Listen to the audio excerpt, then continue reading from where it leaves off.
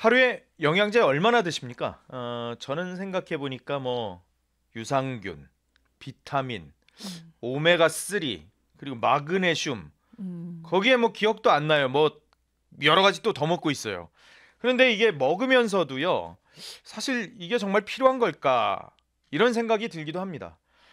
좋다고 해서 먹기는 하는데 또 몸이 막 엄청 좋아지는 것 같은 그런 느낌이 있는 것도 아니고 피곤한데 이거 효과가 없는 것 같은데 뭐 이런 생각도 들고 그래서 이거 먹어야 되나 말아야 되나 계속 그런 생각이 많이 듭니다. 그런데 아마 저만 그런 건 아닐 겁니다. 그래서 오늘은 대한민국 최고의 약사세요. 그리고 건강 프로그램 틀면은 뭐 이분이 항상 이렇게 등장하시는 그런 분입니다.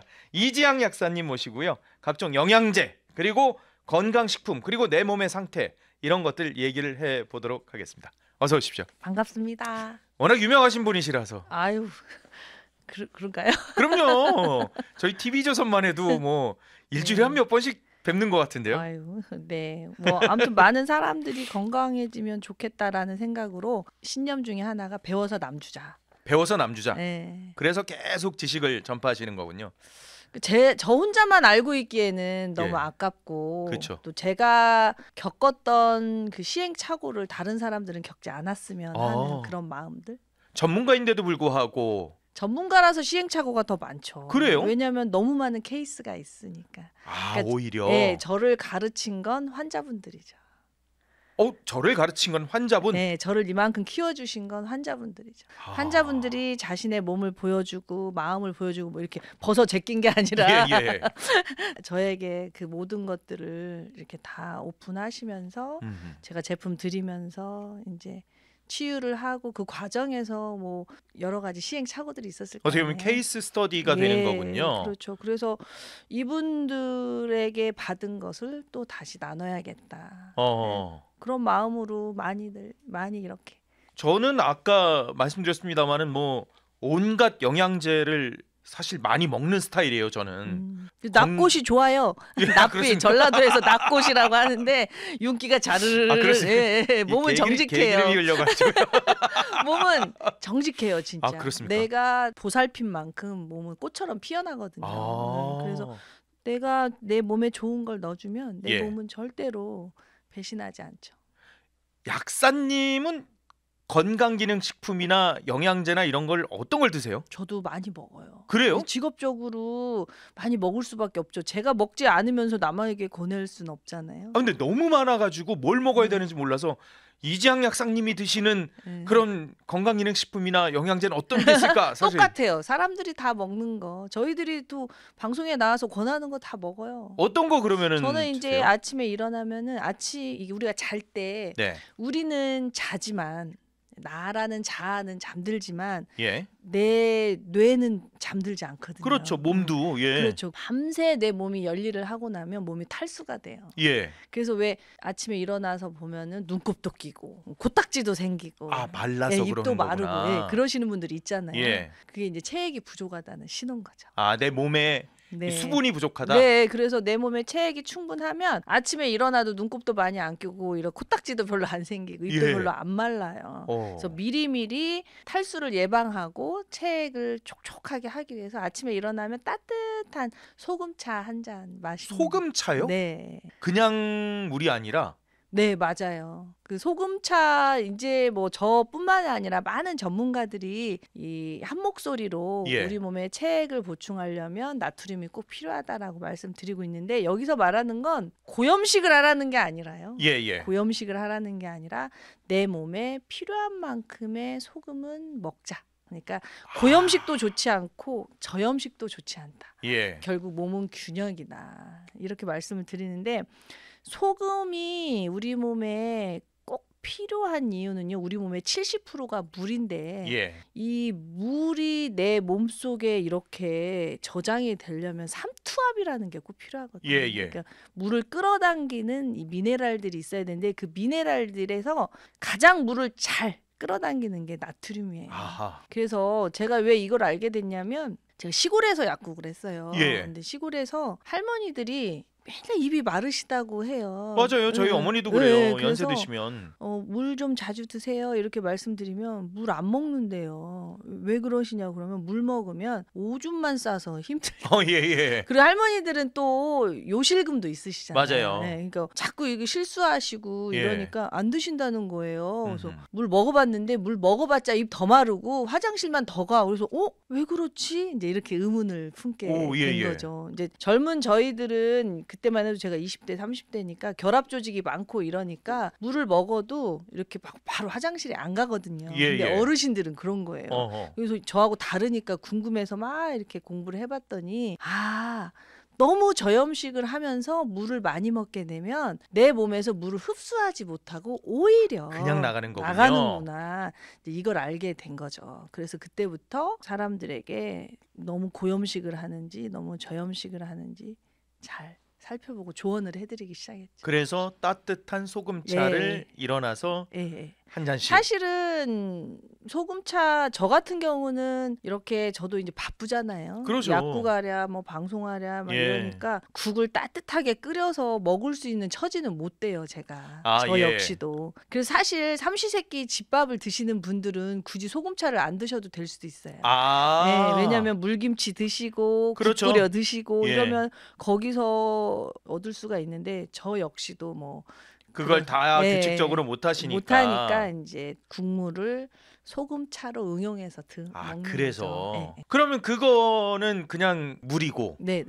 뭐를 또 저 역시도 유산균 꼭 먹어요. 유산균이요? 예. 식전에 먹어야 되는 예, 거죠? 저는 그냥 아침 루틴으로 먹는 게 그냥 딱 이렇게 돼 있어요. 우리가 어떤 일을 할 때 루틴화 시키는 게 되게 중요하잖아요. 예.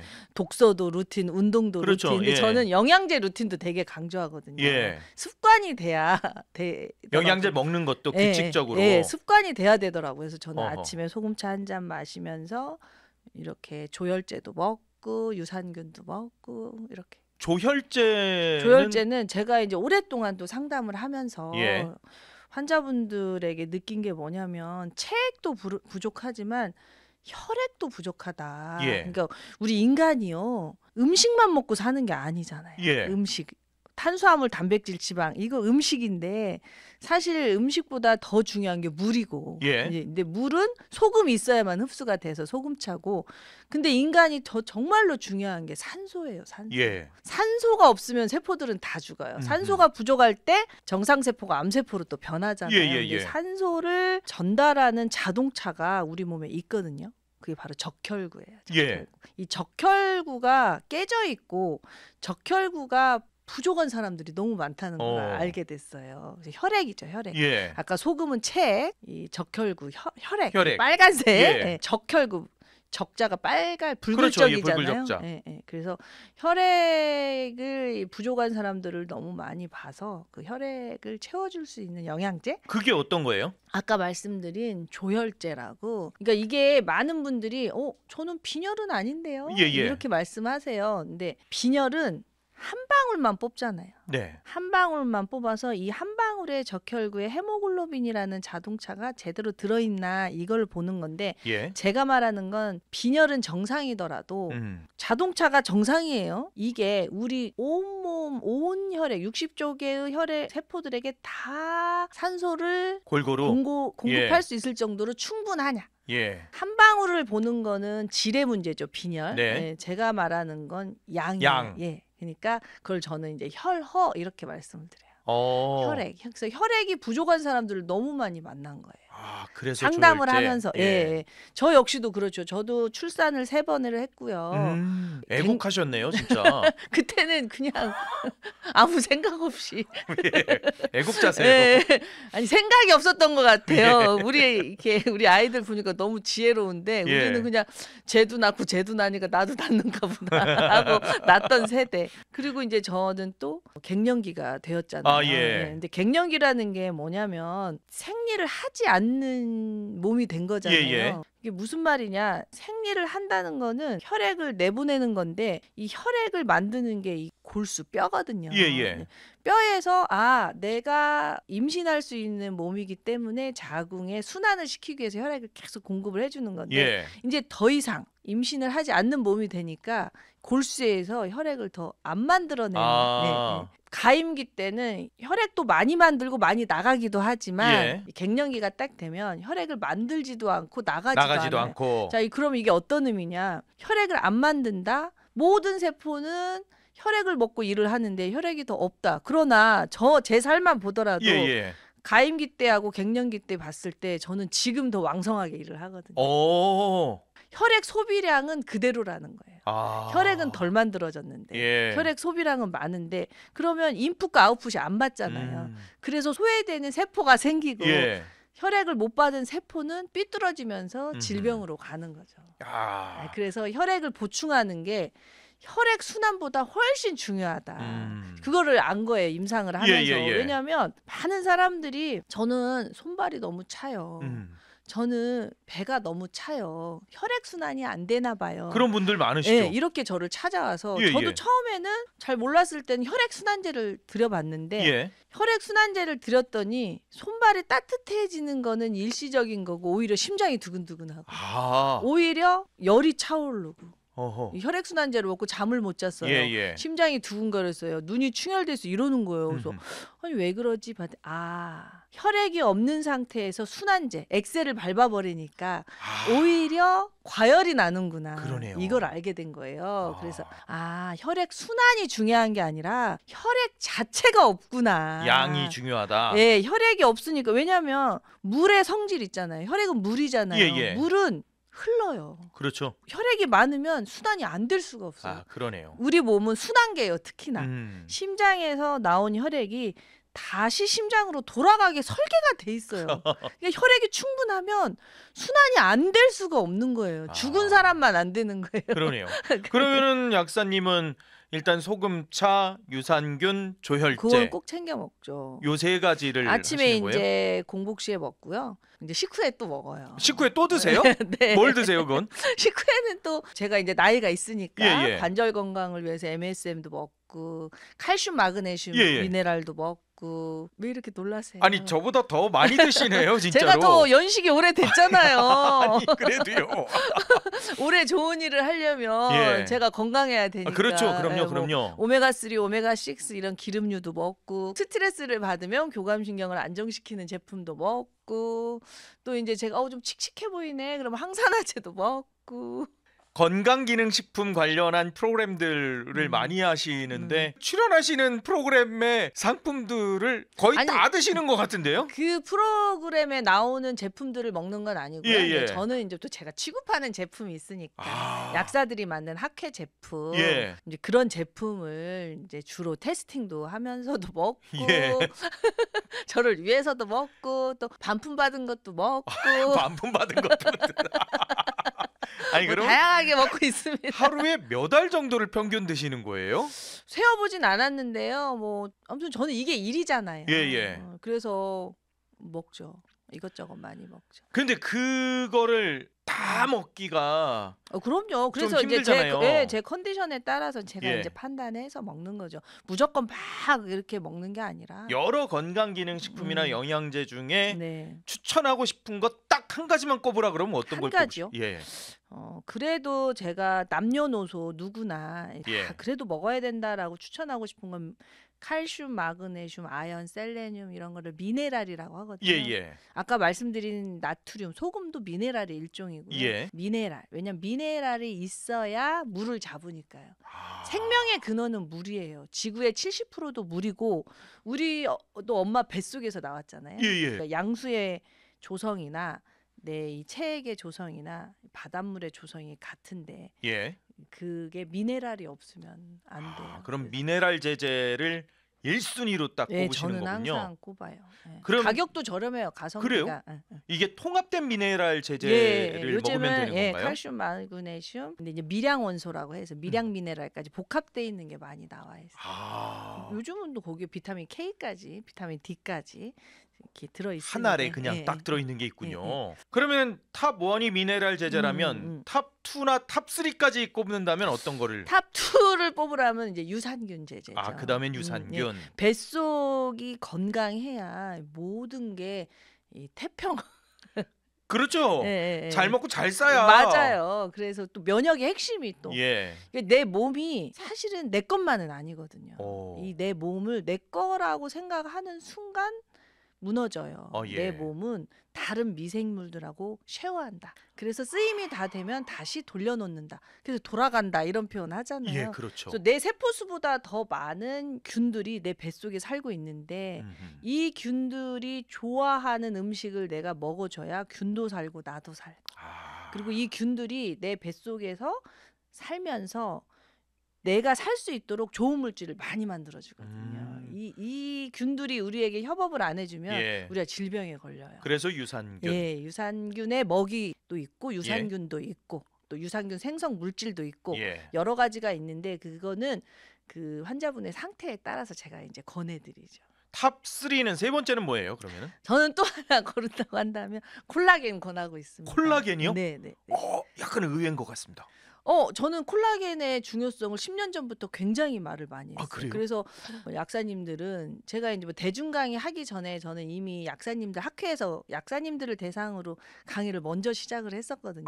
약사들을 위한 약사관. 예, 지금도 하고 있고 네네. 저는 후배들 양성하는 것도 약사로서의 그 기량을 이렇게 키워주는 것도 되게 중요하다고 생각을 해요. 그럼요. 그래서 이제 많이 강의도 하고 그러는데 아주 10년 전부터 저는 콜라겐의 중요성. 왜냐하면은 우리 몸이요 뼈로 다 이루어져 있잖아요. 예, 우리 예. 죽고 나면 뼈밖에 안 남잖아요. 예. 이 뼈와 뼈를 이어주는 게 결합 조직이거든요.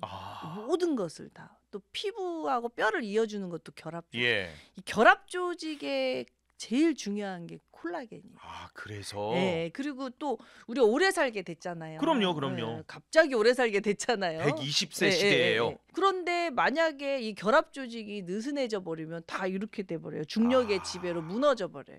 근데 우리가 오래 살고 싶은 게 건강 수명이지 질병 수명은 아니잖아요. 맞아요. 근데 건강하게 오래 살아야죠. 근육이 무너지는 순간 질병이 찾아오거든요. 맞아요. 결합 조직이 무너지는 순간 결합 조직이 없으면 세포들이 무방비 상태로 세균이나 바이러스의 공격을 받고요. 결합 조직이 없으면 염증이 잘 생겨요. 그렇죠. 예. 그렇기 때문에 우리가 면역력을 높이는 것도 중요하지만 네. 아까 뱃속에 유익균들이 면역력을 높여주고 미네랄이 물을 잡아주고 예. 그리고 콜라겐이 결합 조직을 야. 짱짱하게 해준다. 이게 콜라겐이 단백질이에요, 사실은. 예. 근데 단백질을 복용을 하게 되면 콜라겐 합성이 되기는 하는데 나이가 들수록 우리 몸속에서 그 효소가 자꾸 부족해지니까. 그래서 그냥 단백질보다는 콜라겐을.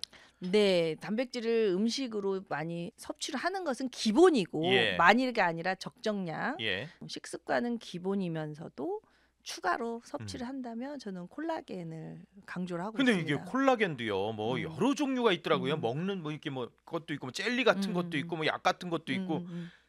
그냥 아무거나 먹으면 돼요. 그것도 이제 자신의 그 경제력.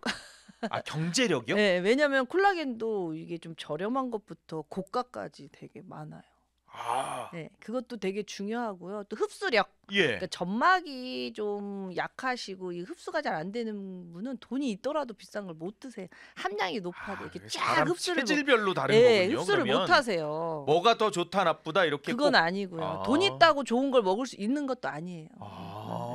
그래서 뭐 경제력, 흡수력 그거에 따라서 예. 형태와 재질 뭐 이런 그런 것도 것들은 있고 또 콜라겐에 또 무엇을 결합을 해놨느냐에 따라서 또 달라져요. 그렇겠죠. 예, 콜라겐만 딱 있는 것은 드물고요. 거기에다가 요즘은 뭐 관절에 좋은 것도 섞어놓고 막 이러니까 맞아요. 복합 제제들이 많더라고요. 그러니까 이제 몸 상태에서 따라서 자신의 욕구에 따라서 골라서 드실 수가 있는 거예요. 일단은 그러니까 미네랄 네. 그리고 유산균 네. 그리고 콜라겐 이 이 3종. 저는 이거는 근데 또 막 더 골라달라 하면 또 많은데 일단 일단은 그 세 개를 탑 3로.